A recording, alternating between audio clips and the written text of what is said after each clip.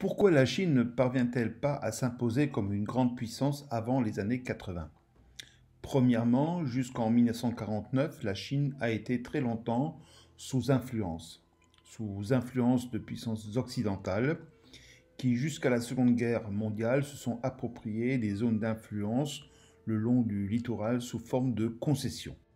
Durant la Seconde Guerre mondiale, la Chine passe sous la domination du Japon, qui met le pays en coupe réglée, annexant une partie du territoire, exploitant les richesses et les populations.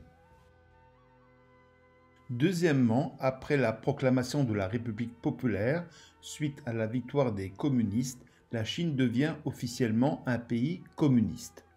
Mao Tse-tung, le chef du Parti communiste chinois, cherche d'abord à imiter l'URSS en collectivisant et en planifiant l'économie, en donnant priorité à l'industrie lourde et en intégrant le bloc de l'Est.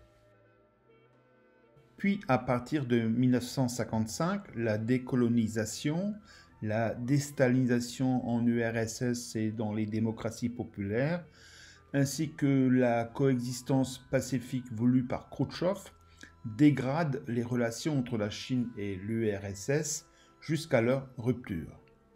La Chine est alors isolée, sans alliés, elle n'a pas d'autre choix que de s'appuyer sur ses propres forces. Mao impose dès lors son autorité à toute la société chinoise, utilisant tous les moyens d'un régime totalitaire. Sur le plan économique, il lance donc à partir de 1958 le grand bond en avant. Il s'agit de créer des communes populaires pour lutter contre l'extrême pauvreté de la population et faire de la Chine un pays aussi industrialisé que le Royaume-Uni. Mal préparée, sans moyens, l'expérience tourne rapidement au désastre économique et humain.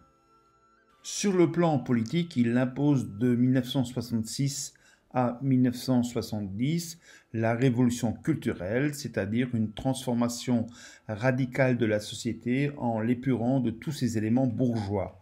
En fait, il s'agit de purger le parti, l'administration, l'éducation de tous ceux qui ne suivraient pas la ligne de Mao.